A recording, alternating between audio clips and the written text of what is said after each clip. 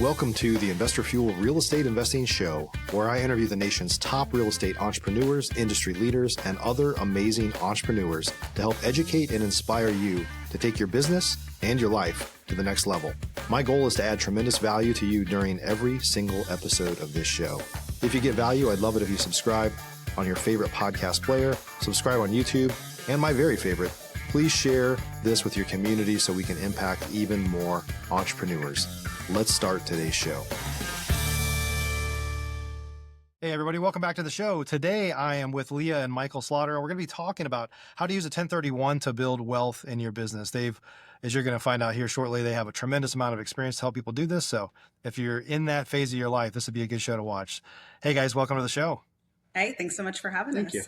Yeah. So you guys are, we're basically neighbors, but we just haven't met in person yet, but I've been kind of eyeballing you guys for a little while, as we talked about, and so excited to have you on here today. Thanks.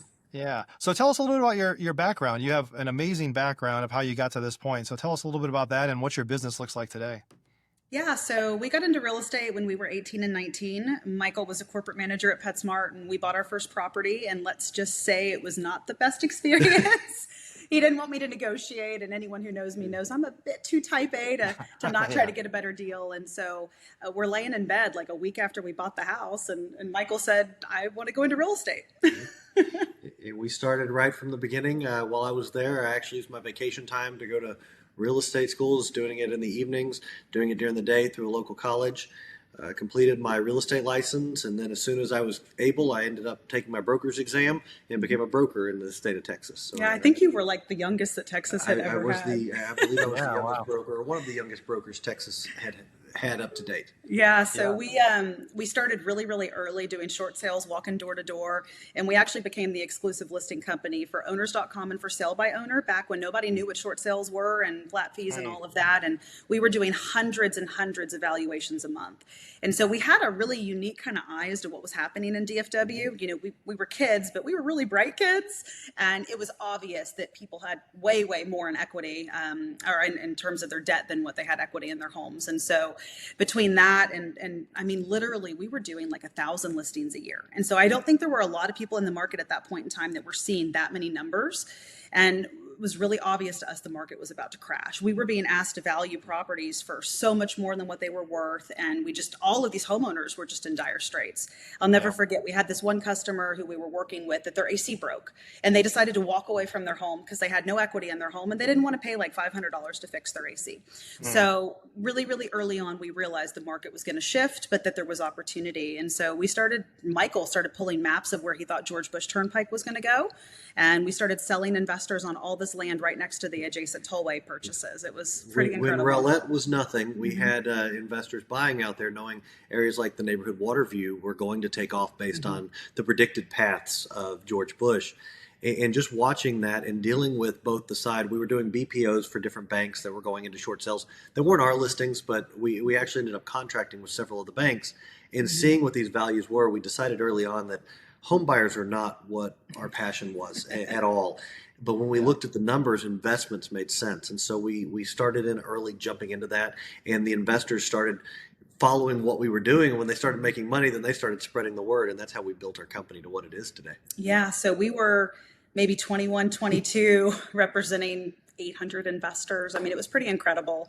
Wow. But there were a lot of players back then, and I know you know this, that were doing a lot of shady stuff. And so we became known as the fixers. So people that were from other states were referring their friends that had invested with these same kind of turnkey providers, many of which now are in jail, to us. And so we would take on these people that had overpaid, lipstick on pig remodels, all these types of things, and kind of help them navigate. How do you avoid bankruptcy? Hold on to this property as a rental until the market recovers. And so that's what we became known as. And the reason that worked was everything was under one roof. At that point, we had in-house maintenance, repairs, property management, acquisition, sales.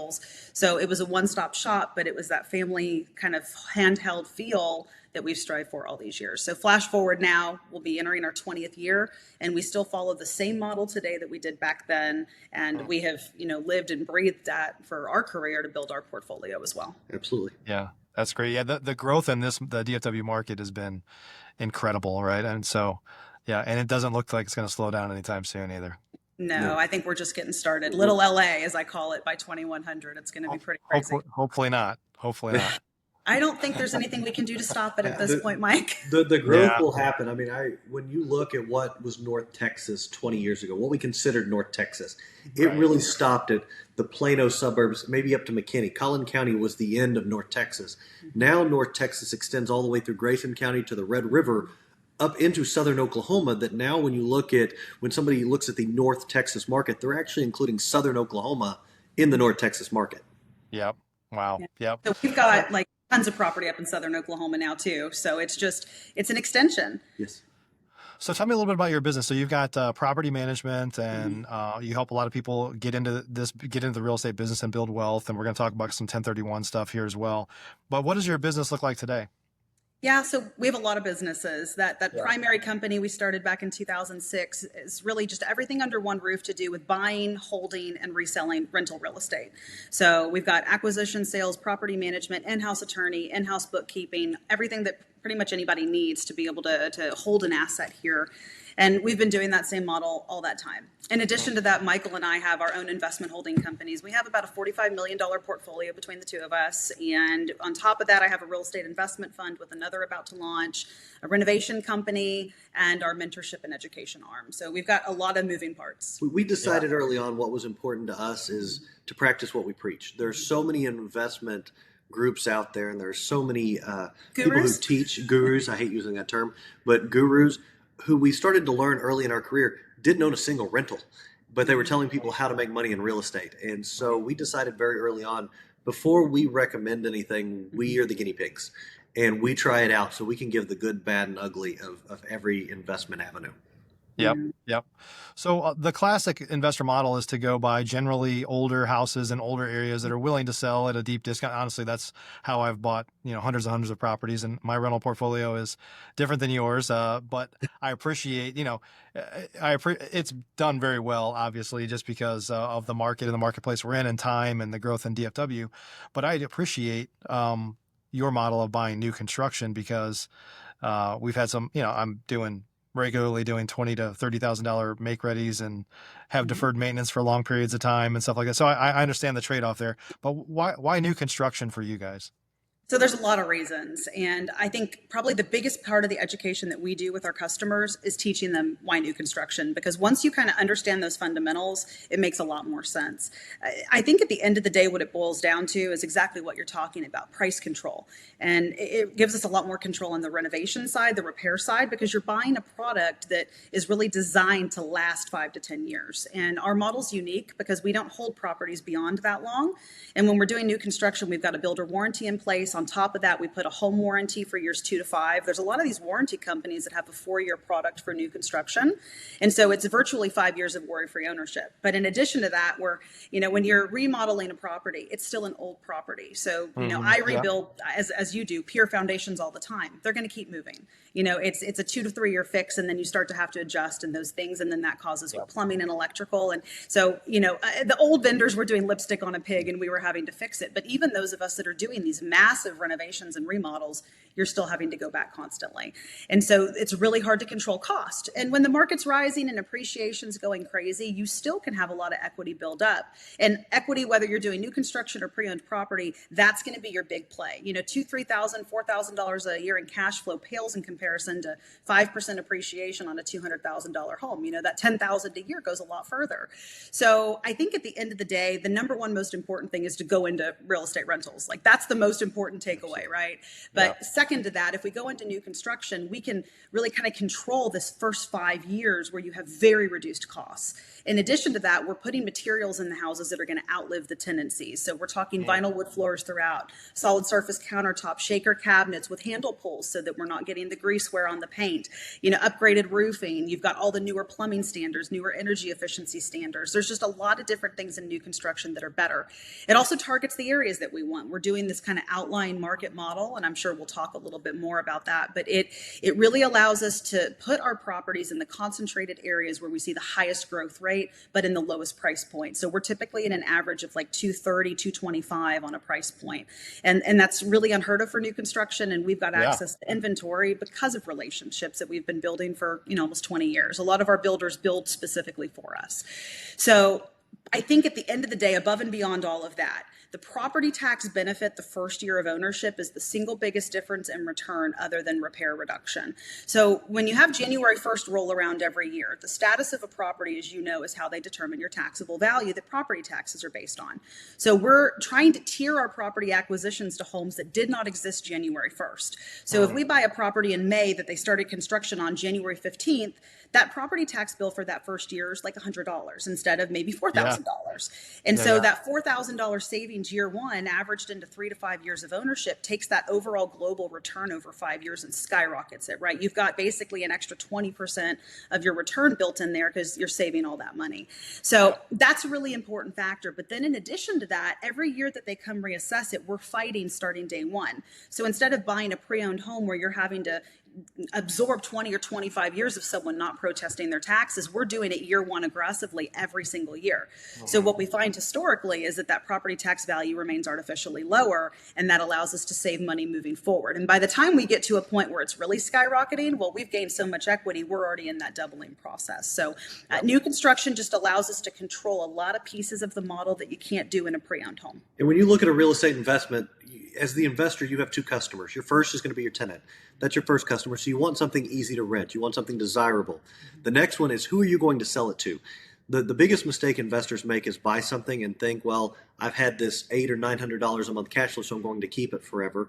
And that's the equivalent of going to any local bank and putting $30,000 or $40,000 in a CD and making your interest return on it, allowing that interest to go into said CD, but never making money on that interest. So overall, you have that untapped equity, and you want to make sure you have access to it. And when you're looking at these areas that we're looking 5 steps in the future. What is growing up? If we can buy in on the earlier side of that, then you've got forced appreciation, because when the big builders come in and they start building these neighborhoods, that's going to help increase your property values for the end client down the way.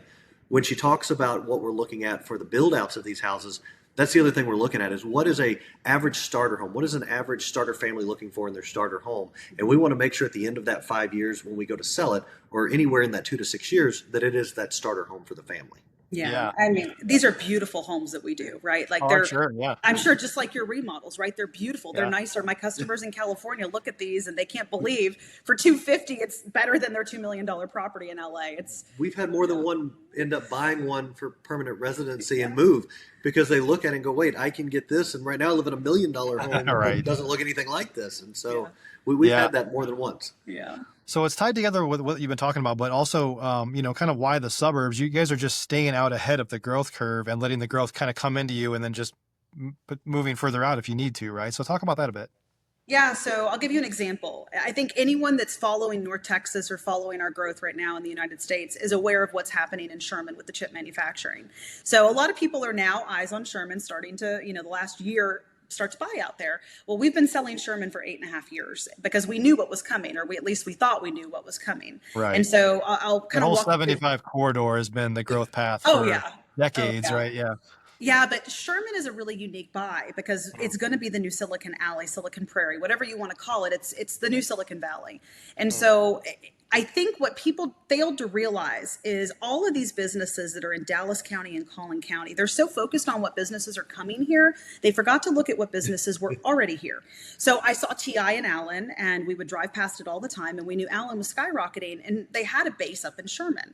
And Michael and I would constantly drive by this and say it only makes sense that they're going to expand in Sherman, not in Allen. It's too expensive. It just makes sense. They've got all the water rights up there. You've got Texoma. There's just a lot of things that make sense up there. You've already got steel manufacturing, a lot of land for their subsidiaries to come in, the companies they work with. So we bought up there anticipating that TI was going to expand and that other businesses that they worked with were going to come up there. Did we expect $60 billion? No, absolutely not. And, when I look back 8.5 years ago, I've had people ask me, like, how did you know? Well, I mean, it made sense they were going to build. I had no idea it was going to become the new chip capital of the U.S. Sure. But at the end of the day, those are the metrics. So we look for what we call a boom market and a pre-boom market. And so a boom market is one that still has to grow. They have so much population growth, so much job growth, they can't sustain it. So they have to keep developing. Dallas is, for example, the opposite of that. Dallas is actually having net population loss, even though DFW is the fastest growing metro in the US. Well, why is that? Well, A, Dallas is not an area most of us want to live in. It doesn't have the same political climate as the northern suburbs from a landlord and homeownership perspective. It's already overdeveloped and overcrowded. The areas that we're looking at, they have to continue to grow. So you have to keep getting new infrastructure, which means even if the market softens a little bit, those areas still do well. I'll give you an example. Grayson County new numbers just came out for the end of May, and price points up 6.6% year over year right now on median price point, despite high interest rates, despite all this stuff people are talking about the market pricing dropping. You know, is the market slower right now because buyers are waiting? Absolutely. But that doesn't mean that the value is not there. And Grayson County is a shining example of that. So we've been focusing on Grayson County for almost a decade, and about 80% of my portfolio personally is in Grayson County. So we are very much putting our money where our mouth is, but that exact kind of metric of trying to identify these boom and pre-boom markets is what we've been doing all along. So if you came to us 10, 15 years ago, we were selling Frisco and Little Elm and Rockwall, areas now that, you know, I wouldn't do an investment property there if I had to, because the metrics just don't make sense. And so we're just going to keep doing that. And we recently expanded into Southern Oklahoma. We've got tons of properties right over the border. That area is booming. So if you and I talk again in 10 or 20 years, we may be in the middle of Oklahoma. Who knows? That's right. Yeah. The bottom line is if it makes money and it meets that market metric, appreciation and cash flow, that's where we're going to be. And what we're looking for is, she talked a little bit on the political climate, and it's not partisan. It's about investor relation. When we go into an area, we want to be a partner with the areas. And there's certain areas, the city of Dallas being one, they have become more and more anti-landlord. And you see as they put in the regulations, and you see as they put in new protocols and new hoops, that you can still invest in there, but you have a lot more regulation that you have to follow. Whereas the farther north you go, when we find most of the cities in Sherman, like Sherman and Denison, they're happy to have us there to offer that level of housing that they haven't had for all of these people who are coming in. We've had so many of these companies reach out to us going, we need to rent your house, and I've got to put 2 to 3 people a bedroom because we have an employee shortage. Chip manufacturing has always been big in Sherman and Denison. Actually, when you look away from computer chips, Ruiz Foods is there. It's one of the largest Mexican food producers in the country, and they've been down up to 4,000 employees at a time that they couldn't bring in because they had no housing. Wow. And we look at what these partnerships are that we have in these areas, with TI looking at even so much as now TI working with the high schools up there to create education programs. They want these individuals that are born in Grayson County to go to school in Grayson County, to graduate and to come work for them. And so they've started high school programs to start grooming and recruiting to get them into places like Austin College, which was a traditionally 2-year college that can teach what TI wants. So then you come to work for TI, you have employer loyalty, but you've also lived and worked in that entire area. And you look at just the infrastructure. There's been a long time rumor 75 will cease to exist within the next decade. It will no longer be 75. They want to turn it into 45 and take the 45 corridor all the way up through Oklahoma. So if you go into Grayson County now, you'll see there's been a lot of what they call exit reduction. So there's not as many exits because there's actually federal standard for exits and on-ramps for an interstate. And so for them to ever do that, they had to cut based on population how many exits and on-ramps Sherman and Denison could have. They increased Sherman, they decreased Denison. They did that because they're intending to bring that into 45. And that just makes the commute and the transportation of goods so much easier. And that's what, when Leah was talking about earlier, looking into the future, that we're looking for. Because if it's easy to get equipment in and out, that's industrial heaven. And so that's what they're looking to build. Yeah. And like what's happening right now with McKinney Airport, personally, we're not happy about it. We're 2 miles from the airport. And so we don't love the idea of jets overhead all day. But from a business perspective, you have to think about the logistics of what that's going to change for these areas. Hunt County, where we work a ton, and Greenville and all that area, and north into Grayson County. Instead of having to drive an hour and a half to DFW, they can go 30 minutes up the road and they can get to McKinney Airport. So there's a lot of change happening in these markets. And if people would just focus, don't look at the inside city. North Texas is really unique. We've got the second largest number of highway miles per capita in the U.S., and that keeps our prices kind of artificially low. We're the fourth largest market in the US. We're about to overtake Chicago for number 3. And by 2100, we're going to overtake New York and LA. So you have to wonder, well, average price point right now is about $398,000 and fourth largest, soon to be third largest market in the US. Where is that realistically going to go? $1 million, $1.5 million? And so when we look at that, you have to understand that the reason we're priced where we're priced is because we have so much connectivity of land. We grow in our suburbs instead of inner cities like every other top 10 market. That is changing because what is the inner city is no longer going to be Dallas. It's going to be Frisco, McKinney. And so for us, that investment opportunity is just, it's ripe for the taking. And you look at what they're doing at these airports that she brought up. So McKinney, for example, they're touting themselves as a passenger airport. You look at some of the metrics that they're putting out there and you start scratching your head going, well, how does that make logical sense? But then you start looking at the major hangars that they're building for TI, Encore Wire, and some of the other groups, and you start to wonder, well, how many Amazon's main distribution for North Texas is attached to the McKinney Airport. Well, now we have cargo planes. Again, faster access and egress of goods benefits. And when we're sitting here, if we do get to talk in another decade, remember that I say, watch the Grayson County Airport, because a lot of people are paying attention to the McKinney one. Grayson County is another one I suspect we will start seeing cargo flights going in and out of for all of the chip manufacturing. And that saves the manufacturers money, which brings them in, which creates jobs, which creates our customer pool for rentals, because that's what people are looking for their first starter homes. Yeah, that's awesome. That's amazing. You guys, I live not far from you guys, and you guys have so much more knowledge than I do on that area for sure. So let's talk a little bit about this, the model of 1030, buying a property, keeping it for a period of time, doing a 1031, parlaying that into the next thing. I know that's your model. So let's talk about that a bit. Yeah, so, we have customers that are school teachers and we have customers that are Fortune 500s. And so the model, the great thing about it is it works for everybody. So whether you're starting with 50,000 or 5 million, our goal is the same. Whatever amount of money you start with, we have to take it as far as we can for you, because we have to design it where if you can't add more money to it, we still have to get you on that path to retirement passive income. And so if you're just buying in a linear market, a market that has no price growth, you're never going to get anywhere, because you're going to have a little bit better cash flow every month on paper. Now they're typically older homes, not as landlord friendly. So if you really break it down, you're actually not going to make as much, but on paper, they look really good sometimes. But what you don't realize is if your price is not rising, you're leaving 80% of your return on the table and you can't ever get out of it. The great thing about buying in a market that appreciates and cash flows is you've got cash flow in the meantime and you're making a great return on that. If you're leveraging at typical leveraging rates, you're making another 5% cash on cash return while you're sitting on the asset. But then once that equity builds, whether it's forced appreciation, whether it's natural price appreciation, whether it's principal pay down from your monthly pay down, whatever it is, once you've got enough money in that equity to turn 1 into 2, you can double your portfolio. Well, then every 2 to 6 years, you're doubling. You're not just doubling the number of properties you own on paper. You're doubling your depreciation on your tax returns, and you're going back in at a higher basis because you're paying more. You're also going to double your principal pay down. So that 5% cash on cash with the same amount of money now becomes 10. You've got 2 properties cash flowing. You've got 2 properties, the biggest win of all, 2 properties appreciating. So say that you start with a $250,000 home, you want to leverage into as many as you can, because every one of those, even at just a 5% return a year, is over 12 grand a year in appreciation.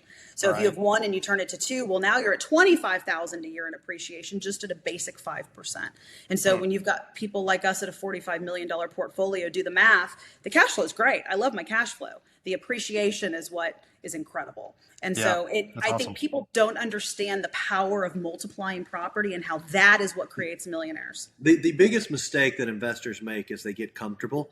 And even as passive investors, if you want to consider that, which when you own rental property, you're never truly passive. If you're in a fund, you can be passive. If you're in a syndication, you can be passive. But they try to become passive. And what they do is they do the deal and they work up the pro forma in the beginning, and they never do it again. So one thing that I always tell people when they sit down in front of me, when we're mentoring, when we have some kind of small group get together, or when we're teaching on stage, is please, every 6 months, or at least when you're doing your taxes every year, sit down and re-pro-forma your properties and take into account what it's appreciated to. Because most people that I will sit down and talk to, they go, oh, well, I bought this house. It's been returning this percentage per year. And we sit down and do the math, and I can prove to them, well, yes, when you first bought it, it was returning at 5-7% a year, and that's okay. Now it's returning at 1 to 3% because you have all of this uncaptured equity in this property that's not doing you any good as it's sitting there. And you don't get to depreciate it, you don't get to touch it, It's just money growth that you're not able to do anything with, and it's not working for you. You need every bit of money that you have at your disposal working for you if you want to create a passive life. I did a consult call this week with someone that has 3 properties, and they have built up enough equity in those 3 properties that if they turn them over between cash flow, depreciation, appreciation, and principal pay down, they go from making $30,000 a year to over $200,000 a year on their properties. Wow. And that's the power. And that's with 3 properties. And so at the end of the day, I think people just forget that you have to constantly look at performance. Instead, they're like, oh, I've got amazing cash flow. I only owe $60,000. I'm making $700 a month. And what I tell them is, well, that $200,000 equity sitting is 4 more properties. And what would you be making on 5 instead of, so I think it's shifting the mindset. And a lot of what we educate is shifting that mindset, because whether you're buying in Texas or California or Florida, New York, it doesn't matter. At the end of the day, that equity sitting is your money that should be put to use. And if you're not putting it to use, you got to calculate it into your return. So when we talk about properties and running numbers, you'll never hear us mention cap rates, because they don't make sense. Cap rates do not look at financing and how that affects the return on a property. We only use cash on cash, and that makes a huge difference, because then you can compare deal to deal, market to market, property and finance to property to finance. And that's really the only way to know what your return actually is. And that's what we care about at the end of the day. If I send $100,000 out, how much is it making me back? That's ultimately what 99% of investors in this world care about. What am I actually making back? Yep. So let's talk about one of the keys to this whole thing working is quality property management, which, as you know, and we talked about a little bit ahead of time, like that is a little bit of an oxymoron, maybe. Hard to find good property managers, but they're the key to everything, whether in any asset class, right? So let's talk about the importance of quality property management in this model. Yeah. So I think at the end of the day, any deal can be a good deal. Any property can be a good property. But if you're not properly handling the tenancy, it will never work out. And what I find with property management is we all are terrible, honestly, because property management is terrible. So you have to find the best of the bad breed. And it's not that we don't try. It's not that property managers don't work really hard and crazy hours and lots of high stress. Property management is just really, really hard. And you can't do a good job making your client, the buyer, happy and also make the tenant happy. It's not possible. And so where I find property managers go wrong, and we talked about this before, we do a lot of education for property management because we are doing it at a volume and a model that most people, they don't do.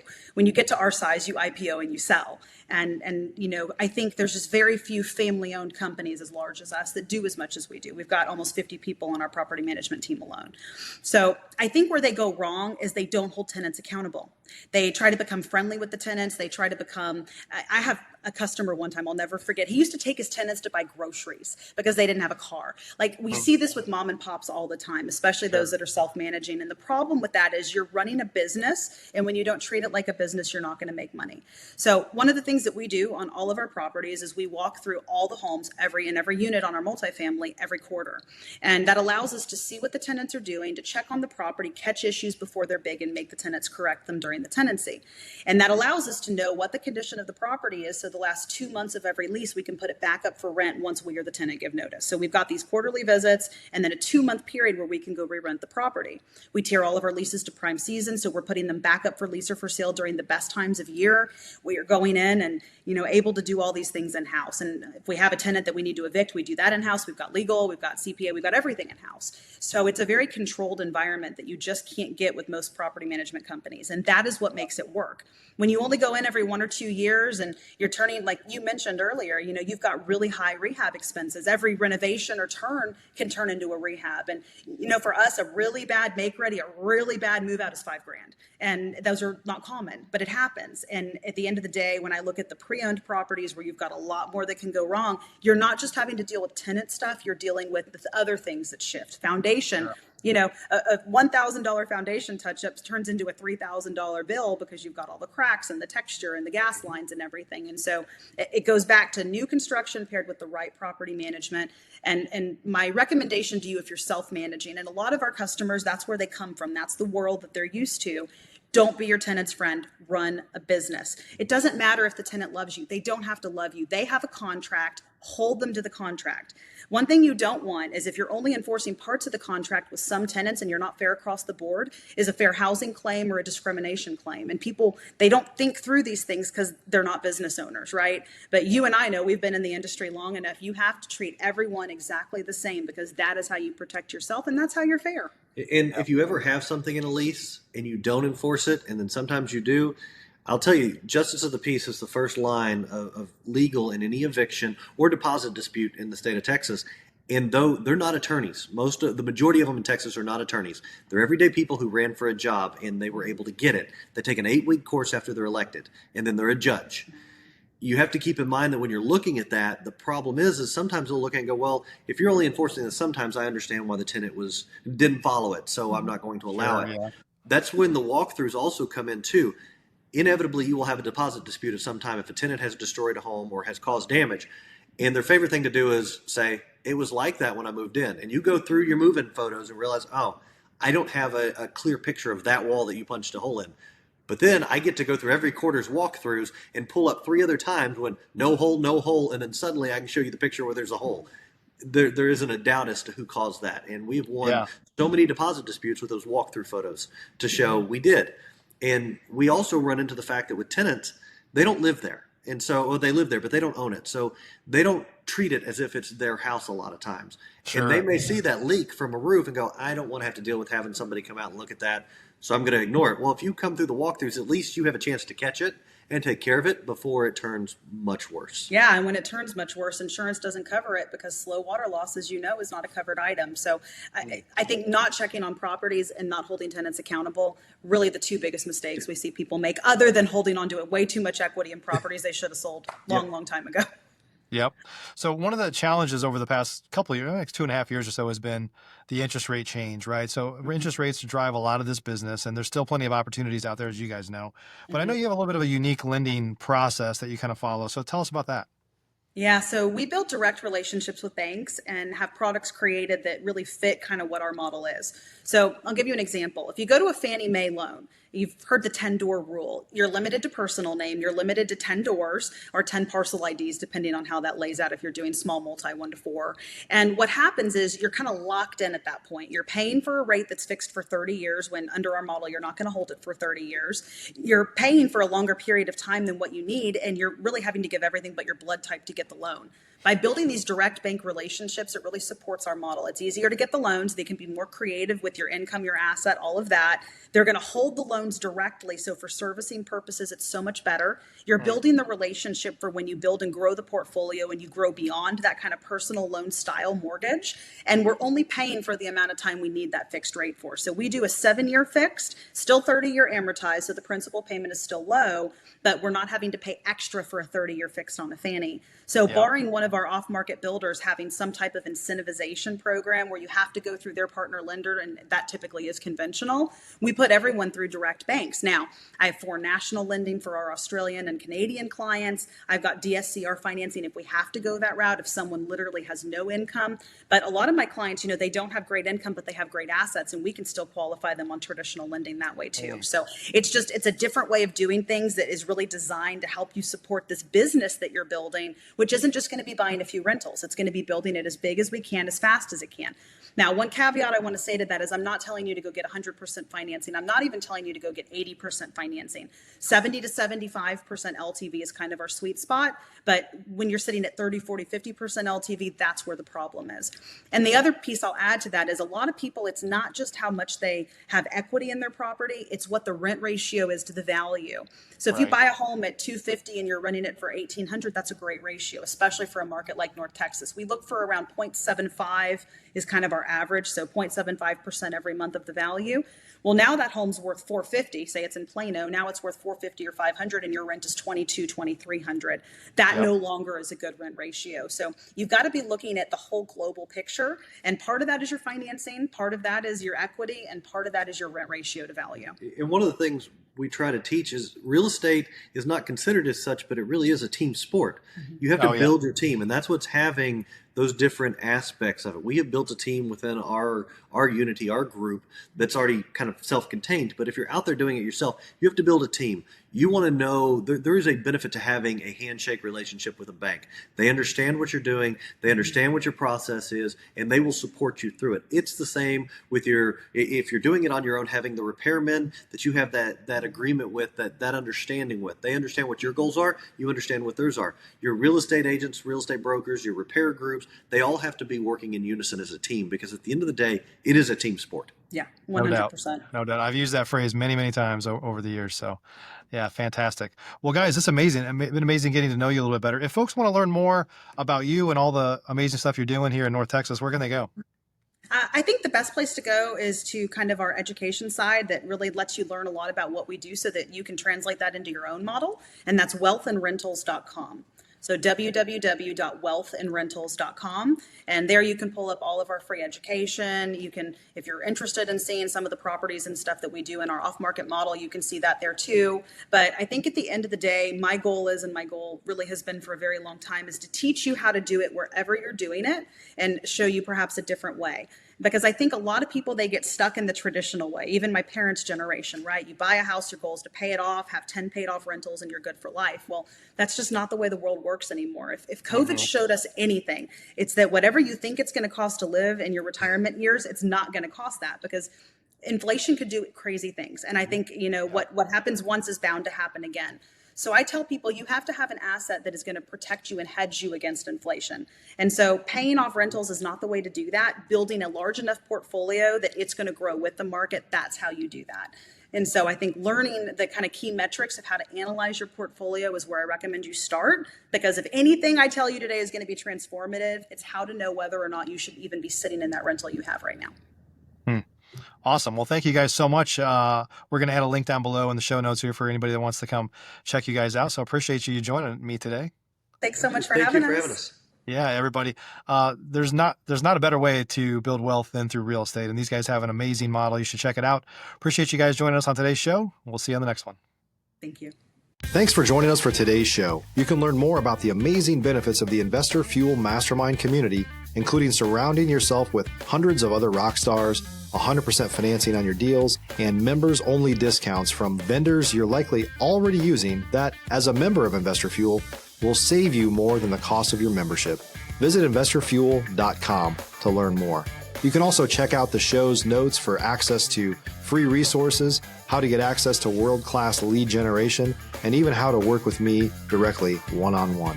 Don't forget to subscribe so you never miss another episode. See you on the next show.